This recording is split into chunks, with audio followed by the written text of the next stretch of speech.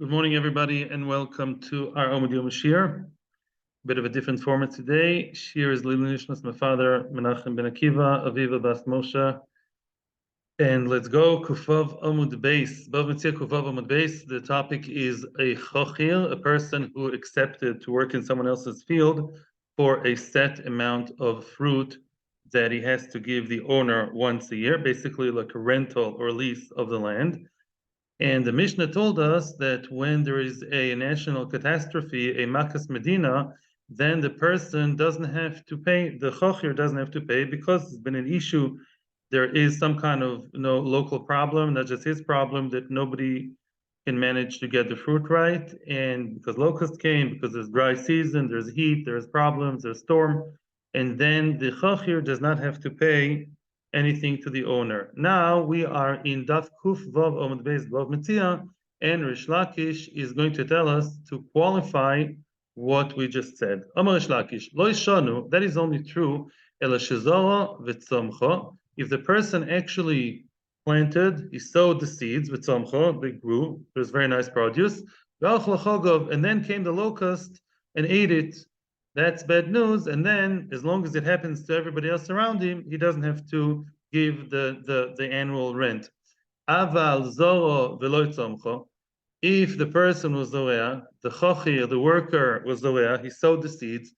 V'lo tzomcho, nothing grew, nothing was growing. Then matzi omer leba'al karka, the ba'al karka can tell, the owner of the land can tell the chochir, kol yemei zera zar ve'ozil. As long as it's still, as long as the yemei zera, as long as the zera season, the season of the seeds, the sowing season is still on, you should try again and again until hopefully it's going to work.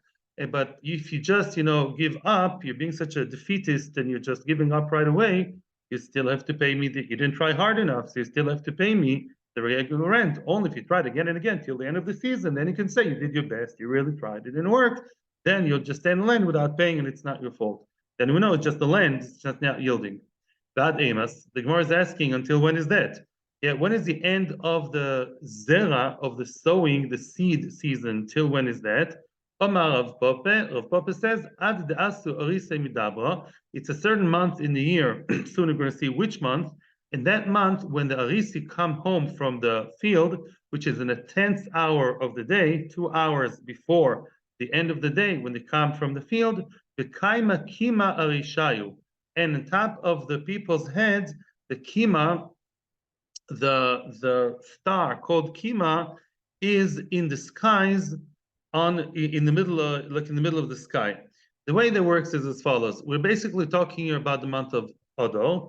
The month of Adar. The month of Adar is the month in which the first zodiac sign that comes to Shamayim, to the sky, to the heaven above, the group of stars that come first is the group of stars of Adar, which is the fish, the Pisces, yeah? Then those stars, every zodiac sign with a whole group of stars, they're in Shamayim for 2 hours. They go up and up, yeah? And then 2 hours later, kicks in another zodiac sign. In this case, it's the Taleh, Aries, the one of Nisan. And then they basically go in the sky like that, one after the other. When it reaches the end of the day, but the 10th hour, yeah, then what happens is the sun, together with the dugim, with the fish, the sign of Adar, are in the 10th hour, and they take space of 2 hours, so to speak, in the sun, up until the 8th hour. In the 8th hour, between the 8th and 6th hours of the day, it lies the zodiac sign of Taleh. So the end of Taleh is a star called Kima. So the Kima is on top of people's heads, yeah, in the middle of the day. That is, that's basically 4 hours.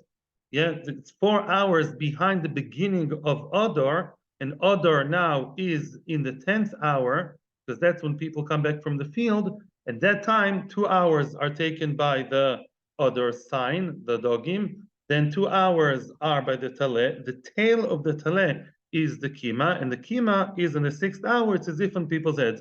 Very simply, all the Gemara wants to say is that it's a month of Adar. In the month of Adar, up until the month of Adar, yeah, that's quite late into winter, Up until then, you can actually sow the seeds, and as long as you didn't try hard enough until Adar, you're not off the hook as a chochir, and you have to still try again and again, and if not, you still have to pay in full.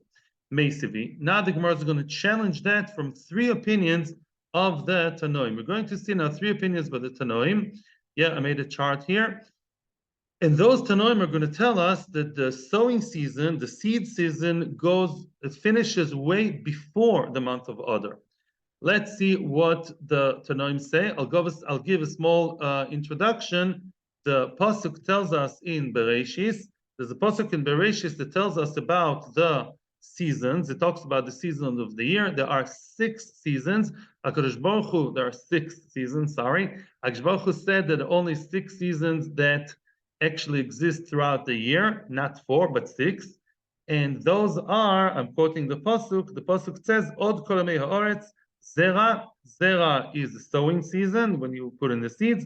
V'kotzir, a few seasons later, is when you harvest. You have v'kor v'chom, the cold season and hot season. V'kaitz v'choref, summer and winter. V'yam v'lad lo yishboisu, they're never going to cease, they're never going to end, they'll always go on and on. Basically, the Mabul will not happen again. Also, the Meforshim say that before the Mabul, there were no seasons. It was just one nice, beautiful, spring all throughout the year. And that's why people are not sick and people didn't get old, because everything was so nice. Today, a lot of diseases are because of the weather changes, too hot, too cold. So now, what do the Tanoim say about these 6 seasons? There are 6 seasons and there are only 12 months. So how do they correlate the seasons to the months? Rabbi Shimon Gamliel Mishum Rabbi Meir Oimer. Rabbi Shimon Gamliel quotes Rabbi Meir as saying, Rabbi Shimon ben Menashe Oimer. Rabbi Shimon Menashe also used to say, Kitvo Blakim. He says like this: Chatzi Tishrei Mar Cheshvan v'Chatzi Kislev Zera. The second half of Tishrei, the entire Cheshvan and the first half of Kislev, they are the Zera. That's the sowing season. That's when you put the seeds in the ground. So that finishes the middle of Kislev, Tesla of Kislev. Chatzi Kislev, the entire Teves, the Chatzi Shvat, the first half of Shvat, Choyref. That's considered Choyref. Choyref is Charif. When the cold is very intense, very Charif, that is up until Tu B'Shvat. Chatzi Shvat, and then Odor, and then the Chatzi Nisan. Half Shvat, Odor, and the first half of Nisan is Kor. Kor is cold, is the end of winter when it's not as cold and not so Charif, it's less cold. Continues the Brisa, Chatzi Nisan, the second half of Nisan, Iyar, the Chatzi Sivan, the first half of Sivan. We're now at Tesvav Sivan, a few days after Shavuos, that is Kotzir, that's a season of harvesting. And then we continue, Chatzi Sivan, Tammuz, the entire Tammuz, the Chatzi Av, again, whole half. We are now in Tu B'Av, the middle of Av. That season is called Kaitz. Kaitz is summer. Kaitz also has to do with the time when you dry the ketzios. You take out the produce to dry out in the field. Kaitz is like liktzot, to cut, to dry. You dry it out. And then the last season is Chatzi Av, the second half of Av, Elul, the Chatzi Tishrei, and the first half of Tishrei, that's Choim. That's called the heat. That's the hot season. Now, so according to the first opinion, you go all the time. You have whole half, and the Zera, the season of Zera. When does that finish? That finishes by the middle of Kislev. Now, second opinion, Rabbi Yehuda Moine Mitishrei. Rabbi Yehuda counts those seasons starting from Tishrei. Every season occupies 2 months. Very easy. Tishre Cheshvan is Zera, and so on and so forth, 2 months each. So Rabbi Yehuda counts them from Tishrei. So the season of Zera is Tishrei, and Cheshvan, Rosh Chodesh Kislev, done. No more Zera. That's it. You can't sow seeds anymore. Rabbi Shimon Moine Mimar Cheshvan. Rabbi Shimon also believes that they correspond. Each season takes 2 months. But he starts counting the first season, which is Zera, from Cheshvan. So the Zera season is Cheshvan and Kislev. Here there's a chart. You see here. This is the first opinion of Rashbag. It's all half. The beginning of Tishrei, the first half of Tishrei is still from Choim. Zera is Cheshvan and 2 halves on each side. Then you have the Choref, etc. Odor Nisan, Yeah, according to the second Rabbi Yehuda, Zera Choyev Kol Kotzir, and according to Rabbi Shimon, Zera begins at the beginning of Cheshvan. We see very nicely over here, yeah, Choim is the entire Elul, entire Tishrei. In any event, now the Gemara is asking the question, wait a second, Man Mekel Bakulu, who is the one who's the most lenient, which means who is the one that believes that Zera goes up until the furthest point of the year? Rabbi Shimon. Rabbi Shimon is the one that says that you start Mar Cheshvan, so the entire Cheshvan and the entire Kislev, you can still sow your seeds. That's still when? Cheshvan and Kislev. Let's see. The third opinion of Rabbi Shimon, up until Rosh Chodesh Kislev, right, can still have the Zera, right? Okay, very nice. The other ones would say till the beginning of Kislev, middle of Kislev. He says no, till the end of Kislev, you can be Zorah, but not Adar. Adar is way ahead in the year. So how can you tell me, as an Amoiro, how can any of the Meroim say against all three Tanoim, even against Rabbi Shimon, that Adar is still considered the sowing season? Mechtesi. Yeah. Answers the Gemara. Answers the Gemara, no, lo kasha, it's not difficult. Depends what kind of seeds we're talking about. Had the kibla minei b'charpi, had the kibla minei b'afli, which means if the person, the olis or the chochir, accepted to sow in the ground harif, ones that are early, in other words, there are types of produce, of seeds that are meant to be sown in the ground when it's early, such as the wheat or the rye, says Rashi. They are there at the beginning of the winter, and you can only sow them up until, at best, Kislev, that's all. Masha'in can adi kiblam nei be'afli, what Rosh Lakish spoke about was afli. If you have a type of seed that's meant to be put in the ground later, such as the se'oirim or kitnis, the barley or the legumes, they actually tend to come late into the ground, and you can sow them until Adar. Even by Adar, you can still sow them, and they will actually, it's going to work. You can nizra be'Adar. In Adar, you can even be zera, and that's the one he spoke about. So obviously, it depends on the zera. There is up until a certain point, the bailim, the owner, can tell the olis or the chochia, work, try again. And if you don't try, then I demand still you pay me. If you tried so many times, either till Kislev or till Adar, depends on the type, and you still didn't manage, then you're off the hook and you stand the land without paying me. Rabbi Yehuda, and I will quote the Mishnah, Rabbi Yehuda, im kibla mimenu b'mo'ois. Rabbi Yehuda says what? Rabbi Yehuda says that if the person, the chochir, accepted the land and the agreement was that he should not pay him with produce, he should pay him with money. In other words, you stay in the land, work, till, toil, do whatever, the labor of the land. And every year you don't have to give me no grapes and no oranges and no apples. What you have to give me is X amount of money per year. Every year I want, 100,000 shekels. That's what I want, regardless of how much you made. Then, if there was an exceptionally dry season, there was arbed, there was some kind of national catastrophe or regional problem, then, says Rabbi Yehuda, the bailim can still claim, I don't care about the situation vis-a-vis the agriculture. All I want to be paid is with cash. And cash works whether there is dry season or good season. Therefore, you have to pay me regardless, even if it's a Makas Medina. That's on the Rabbi Yehuda. The Nekamis says no. The Nekamis says that Makas Medina means that it can't work. He can't toil the earth, and he's paying him for being able to toil the earth. I can't toil, I can't till, I can't do anything because it's a national thing. So the Nekamis says that whether he's supposed to pay with money or with fruit, he is exempt if there's Makas Medina. Rabbi Yehuda says no. If he's supposed to pay with money, then Makas Medina is not an excuse. Story. The Gemara is going to tell us a story that relates to that point of Rabbi Yehuda. There was a man, a chochir, the kabil ara lemizra behu tumi. He accepted from someone a piece of land, some plot of land, in order to sow in it tumi, which are shumim, garlic. There was supposed to be a garlic field tended to by the chochir, and you're supposed to give him a fixed amount every year to the owner of the land. Aguda de Nahal Malka Saba, and that field was on the bank of the river Malka Saba, the river of the old king.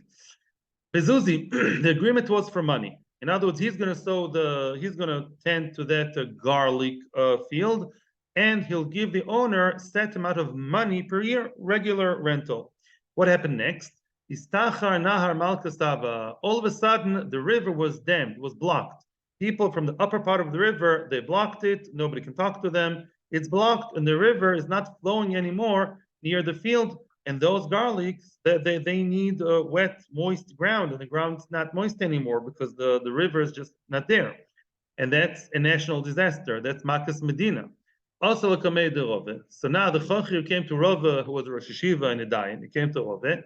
Omer Le, he told Rava, Nahar Malkas Saba, Loi Ovid de Mischar. Excuse me, no, Rava told it to the person, excuse me. Rava told the Chochir, don't worry, you don't have to pay anything. Why?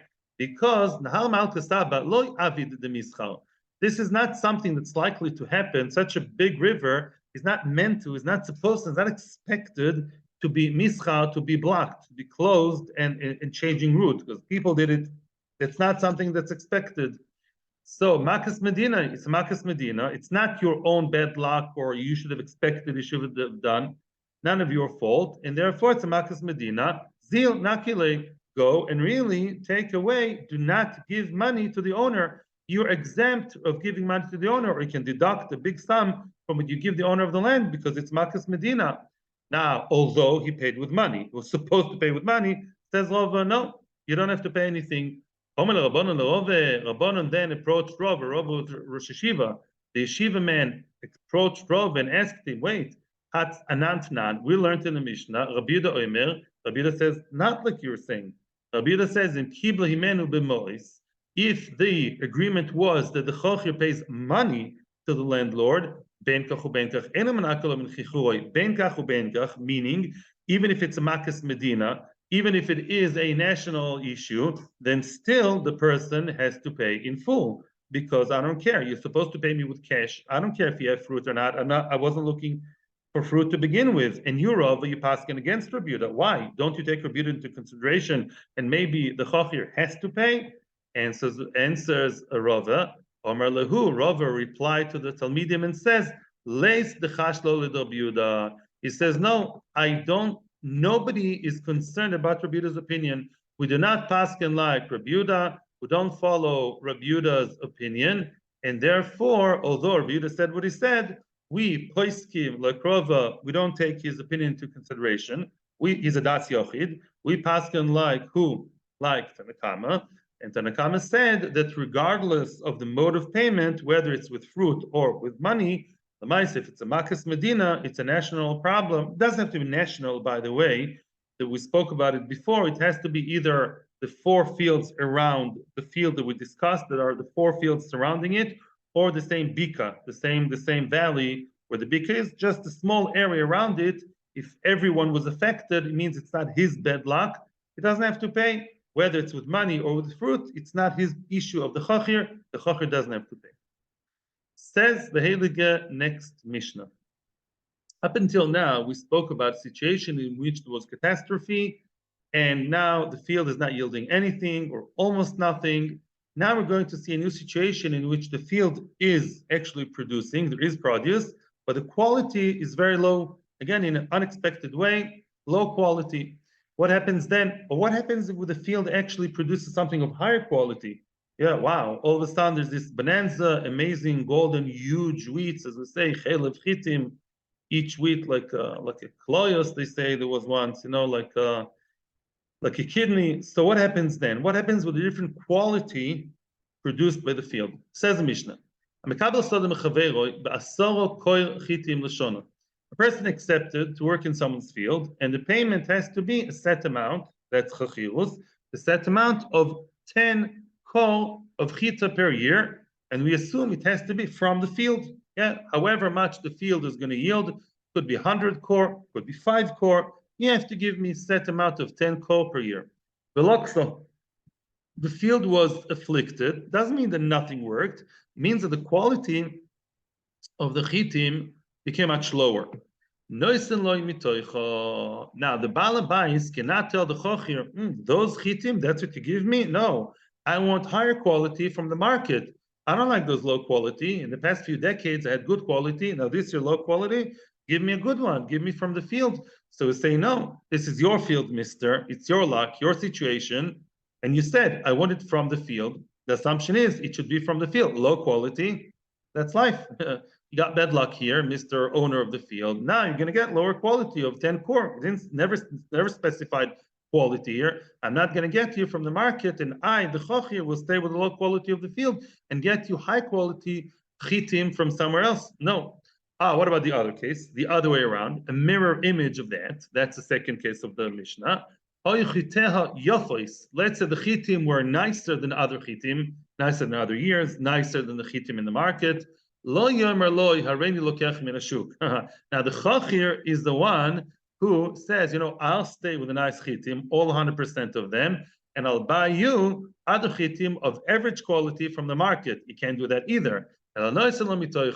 So whether it's lower quality than expected or higher quality, it doesn't make a difference. Yeah, as long as it's reasonable, whatever you get from the field, potluck, whatever the field produces, that's what the balabais is going to get, and that is what the chachir is going to get. Yeah, he's going to get X amount, and he's going to get the other amount from whatever the field brings.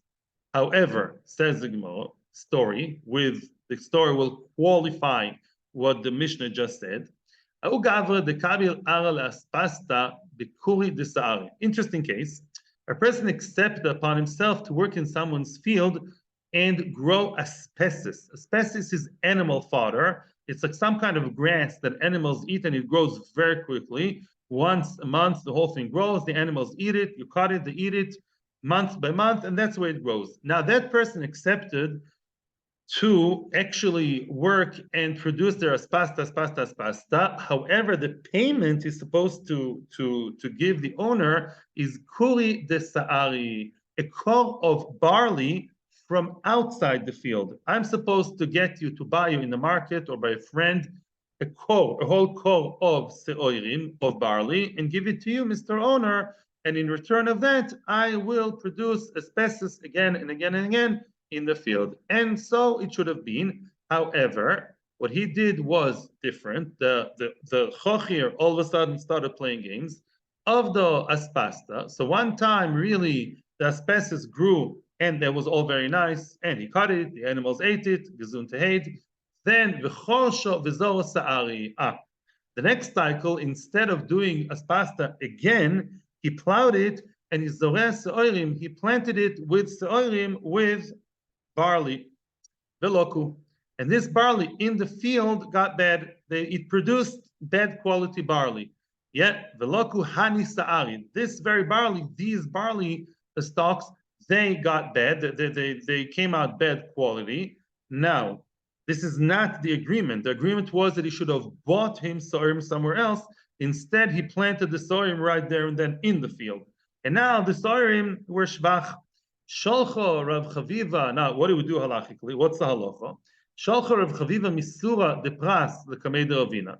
Rav Chaviva lived in a town called Sura de Pras. There's the regular Sura, where there was yeshiva. There's a Sura over the Euphrates, another Sura.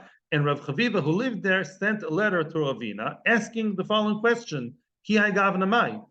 How shall we paskin in such a case in which the person changed from original agreement and now it produced in the field low quality? Do we say ki loksa noisan lamitoicho dami? Do we say that it's considered as loksa, as, listen, we said in the Mishnah, this is what your field produced, and I'm giving you whatever your field produced, regardless of the quality, your bad luck. Now, this year happens to be bad quality, not my problem, says the Chochir. I'll give you whatever there is. Or maybe not. Maybe because it changed from original agreement, maybe now he has a lower hand. Midami, says Rav, of course it's not the same. Midami, how can you compare the Mishnah to our case? Over there in the Mishnah, the land did not do what the owner told it to do, so to speak. Yeah, it was not a good messengers for the owner. In other words, I'm the owner. I wanted wheat, barley, corn, quinoa, whatever I wanted to grow in the field. You and I agreed on one item that's going to grow there, and it went bad. So the land did not do what I wanted. It's my bad luck. the owner, and therefore I'll get low quality chsoirim, or whatever that is. But hacha over here, no. Avdar shluchusa tomorrow. Over here, my idea was, says the owner to the chachir, I wanted you to plant what? Aspasta. And he would have done my shlichus. Had you put aspasta in there, had you sown aspasta, could very well be, would regrow and grow and grow very, very nicely. You changed. You all of a sudden used my aspasta field into barley. Maybe my field doesn't work right with barley. You change without telling me. What kind of thing is that? Then you can't say it's my bad luck. No, it's you changing from the plan, from the original idea, and the land would have done what I wanted to, and it didn't. It's your problem, your idea, and therefore you have to pay me now with good se'orim from the market. Don't give me the low quality se'orim that you grew against my will. Another case, similar but not the same, the similar concept. A person accepted from his friend to tend to a pardes. Pardes here, in many places, pardes means a vineyard. He accepted to work the vineyard, to tend to a vineyard, every year or every period. The chachir has to give the owner 10 dani chamra, 10 barrels of wine from that vineyard. He gets all the wine, all the grape juice, all the raisins, all the craisins, everything, and 10 dani a year go to the owner. Very nice. Takifo chamra. All of a sudden, the wine went bad, went sour, became vinegar. Yeah, no one's fault. Bad luck. In the barrels, got sour, became vinegar.